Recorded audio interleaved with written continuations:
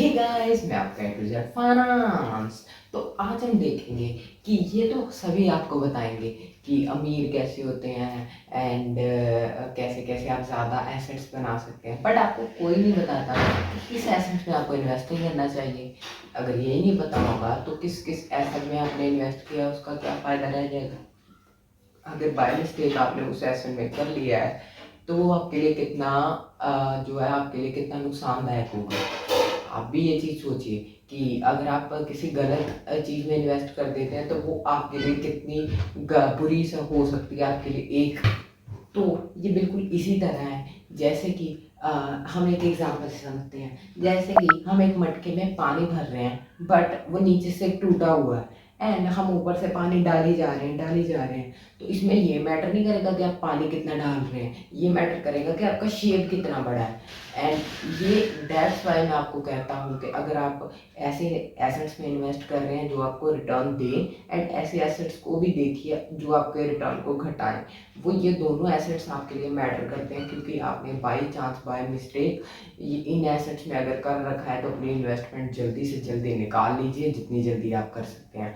ऐसा है, अब हम अपनी बिना टाइम वेस्ट किए स्टार्ट करते हैं वीडियो।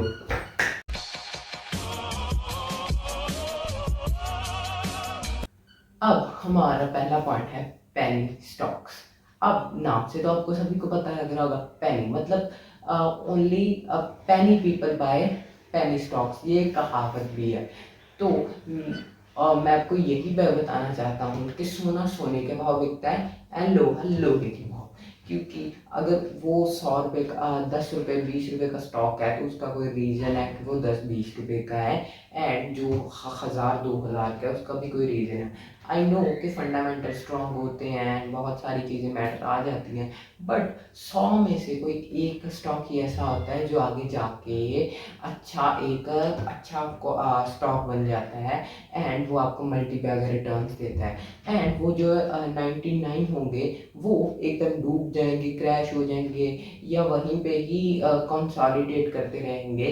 एंड इससे ज़्यादा आपको बेनिफिट नहीं होगा क्योंकि हमारा पोर्टफोलियो किसी का भी इतना बड़ा नहीं है कि वो इतनी 1 रुपये का स्टॉक अगर उसने 1 रुपया भी उसमें फ्लक्चुएट हो तो उसे बहुत लाखों करोड़ों का फ़ायदा हो। एंड क्योंकि ये जो भी हम वीडियो बनाते हैं वो सभी ऑलमोस्ट रिटेल ट्रेडर्स के लिए होती हैं, बिगिनर्स के लिए होती हैं। तो दैट्स वाई आपको मेरे हिसाब से पेनी स्टॉक नहीं बाय करना चाहिए। उसमें सिर्फ क्वांटिटी ही अच्छी मिल जाती है, क्वालिटी उसमें कुछ भी नहीं होती ऑलमोस्ट स्टॉक्स में। क्योंकि बहुत सारे स्टॉक्स तो पंप एंड डंप स्कीम भी चलाते हैं जिससे कि आपका बहुत हैवी लॉस हो सकता है। एंड अगर पंप एंड डंप स्कीम चल भी जाती है, वैसे तो ये बैन है बट कोई भी चला देता है, तो ये आपके लिए बहुत लॉस बेयर करने वाली चीज़ होगी। ये आपका अकाउंट जो है ब्लो भी करा सकती है, जो आपने इन्वेस्ट किया है ज़ीरो भी कर सकती है। दैट्स वाई मैं आपको यही सजेस्ट करूँगा कि पेनी स्टॉक में मत इन्वेस्ट कीजिए। तो अब हम चलते हैं अपने सेक तो अब हम चलते हैं अपने सेकंड पॉइंट की ओर। अब ये हमारा जो सेकंड पॉइंट है ये है एफडी। अब एफडी हमारे सभी पेरेंट्स कहते हैं कि एफडी करा लो, एफडी करा लो, हमारे रिलेटिव्स कहते हैं, बट वो टाइम अलग थे, आज टाइम अलग है। एंड टाइम के साथ बदलना ही एक इंसान की को अच्छी ग्रोथ दे सकता है। अगर आप टाइम के साथ नहीं बदलते हैं तो आपको कोई भी बेनिफिट नहीं होगा। तो दैट्स वाई अब हम जानते हैं एफडी। एफडी आपको सबको पता है कि इन्फ्लेशन को भी नहीं काटती। एंड ये तो बहुत ही, मैं आपको कहता हूँ कि बहुत ही बुरी इन्वेस्टमेंट है अगर आप ये एफडी कर रहे हैं। इससे अच्छा है कि आप कहीं और किसी और जगह पे जाके गोल्ड गोल्ड ही बाय कर लीजिए। अगर आपको एफडी ही लेनी है तो वो उससे भी सेफ होगा। और अगर आपको उसकी सेफेज की चिंता है तो आप सॉवरेन गोल्ड बॉन्ड्स ले लीजिए, वो आपके लिए मोर बेनिफिशियल होगा। क्योंकि एफडी में आपको सिर्फ गरीब बनाता है, बैंक को आप अमीर बना रहे हो, खुद को आप गरीब ही बना रहे हो। एंड दैट्स वाई ये आपको एक बहुत ही डेंजरस, मैं कहूँगा डेंजरस वर्ड का यूज़ करूँगा क्योंकि ये आपके वेल्थ को डिस्ट्रॉय कर सकती है। क्योंकि ये सिर्फ आपको हाईएस्ट या 5 या 6% का ही रिटर्न देती हैं। तो दैट्स वाई आपको इसमें इन्वेस्ट नहीं करना चाहिए क्योंकि आजकल की इन्फ्लेशन ही 8 या 7% है एंड 2% तो आपको वहीं से ही घाटा हो ही जा रहा है। तो आपका अगर आपको ज़्यादा है तो आप गोल्ड बाय कर लीजिए, एंड आपको इससे एफिशिएंट है तो आप गोल्ड बॉन्ड बाय कर लीजिए, जिस पे आपको 2% का इंटरेस्ट फ्री में ही मिलेगा। जो गोल्ड की प्राइस बढ़ेगी वो तो बढ़ेगी ही, जो गोल्ड की प्राइस बढ़ेगी वो तो बढ़ेगी ही बढ़ेगी। तो आपके किसी भी परिवार में किसी ने सेल देख ली, तो अपना वो बजट कैलकुलेट नहीं कर रहा, अपना देख नहीं रहा कि वो बाय कर सकता है कि नहीं कर सकता है, वो सीधा सीधा बाय करने चले जाएंगे। एंड मुझे आप ये खुद बताइए, ये एक अच्छी आदत है कि नहीं? बाय करने के बाद लोग बहुत रिग्रेट करते हैं, बट उसके बाद कोई भी फ़ायदा रह नहीं जाता, क्योंकि आप उस चीज़ को इस्तेमाल करें या ना करें, वो चीज़ बाय हो चुकी है, तो उसका कोई इतना बेनिफिट रह नहीं जाता। मैं आपको यही कहूँगा कि आप कोई भी चीज़ लेने से पहले 30 डेज वेट कीजिए, एंड अगर आपको उसके बाद भी उसकी नीड लग रही है तो आप ज़रूर लीजिए, अगर आपको नहीं नीड लग रही है तो मत लीजिए। कोई भी चीज़ आप इसलिए मत लीजिए कि अगर आपके किसी पड़ोसी ने या किसी भी रिलेटिव ने ली है तो आप भी लेना चाहेंगे, क्योंकि किसी को दिखा के अगर आप कुछ करेंगे तो उससे आप अपनी वैल्यू को बहुत ही डिस्ट्रॉय करेंगे, तो आप वो चीज़ बिल्कुल मत कीजिए।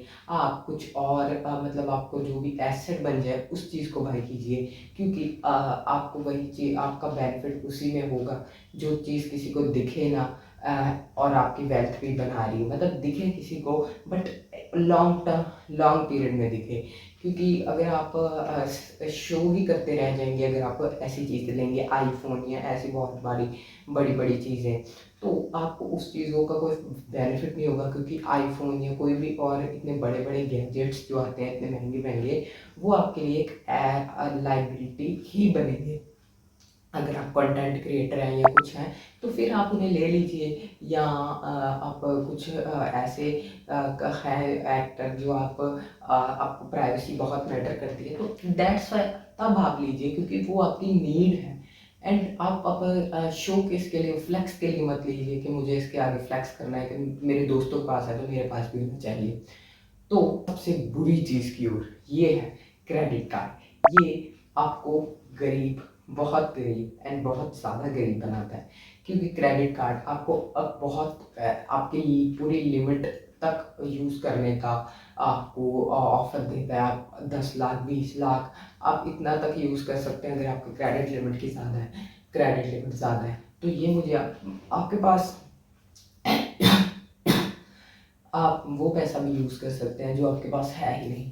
एंड वो पैसा यूज़ कैसे करने में आपका बेनिफिट है, मुझे आप ये बताइए। आपके पास जो पैसा है मेरे हिसाब से आपको वही आपको सेव करके करना चाहिए, बट लोग ये नहीं करते। लोग ये करते हैं कि जो पैसा नहीं भी है वो भी खर्चते हैं। जैसे क्रेडिट कार्ड आपको 30 40 50 का % का ऐसे ही इंटरेस्ट लगा देता है, अगर आप 30 डेज ना या 90 डेज का उनका जो भी पीरियड है उसमें पे ना करें, तो आप सिर्फ कुछ दिन के लिए पैसा यूज़ करने के लिए आप जो है इंटरेस्ट दे रहे हैं। एंड मेरे हिसाब से अगर आपका एक भी दिन लेट हो गया तो आपको देखिए कितना लॉस हो जाएगा एक ही दिन में।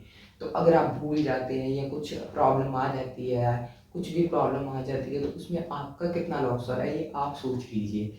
आपको ये बहुत लॉस मेकिंग डील हो सकती है। आपने कुछ खरीदने के लिए आपने 30 40% एक्स्ट्रा पैसे दे रहे हो, तो ये काहे कि आपको मेरे हिसाब से नहीं लेना चाहिए। ये सबसे कॉस्टली लोन होता है, एंड उसमें आपको 2 ऑप्शन मिलती हैं।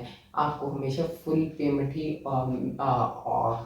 करनी है, चूज़, आपको मिनिमम अमाउंट नहीं चूज़ करनी है, क्योंकि ये अगर आपने गलती से कर दी तो आपको उस पर इंटरेस्ट पड़ता रहेगा, आपने जो अमाउंट यूज़ की थी।